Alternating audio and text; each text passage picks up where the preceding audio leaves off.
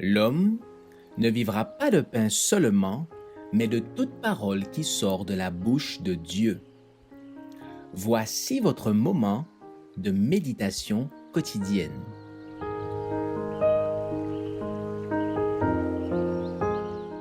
Vous recevrez une puissance.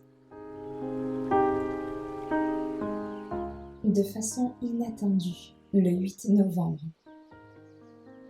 Tous étaient hors d'eux-mêmes et perplexes, et se disaient les uns aux autres, « Que veut dire ceci ?»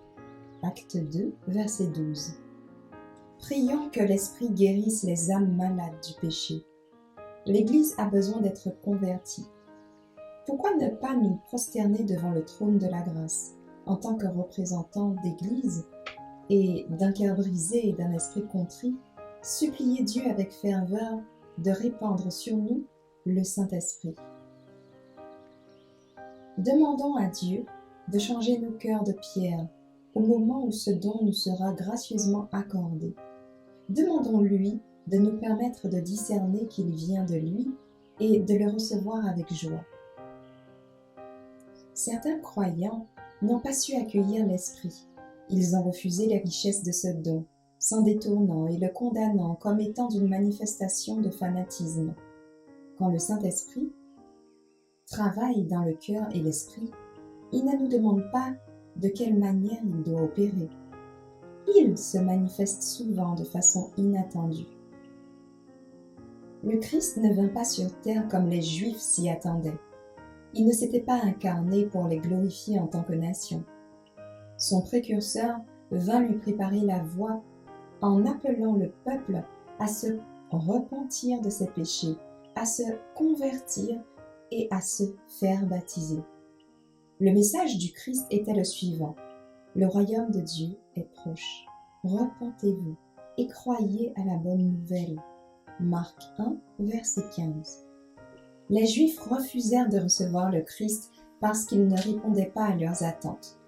Leurs idées d'hommes limités étaient considérées comme infaillibles, car les années les avaient rendus vénérables. Tel est le danger auquel l'Église d'aujourd'hui est elle-même exposée, avoir une notion trop précise sur la façon dont le Saint-Esprit doit se manifester. Cela s'est déjà produit, même si certains croyants refusent de le reconnaître. Et parce que l'Esprit vient, non pas pour louer les hommes, ni consolider leurs théories erronées, mais pour convaincre le monde de péché, de justice et de jugement, de nombreux croyants s'en détournent. Le rôle du Saint-Esprit n'est pas de flatter ni d'œuvrer selon les conceptions de quiconque. Les hommes pécheurs et limités n'ont pas de prise sur le Saint-Esprit.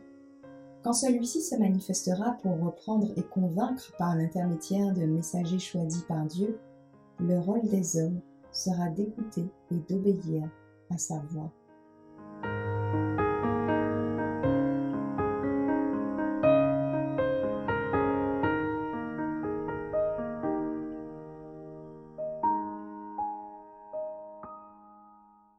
Merci d'avoir écouté cette présentation. Assurez-vous de nous rejoindre demain pour votre moment de méditation quotidienne avec lereste.org.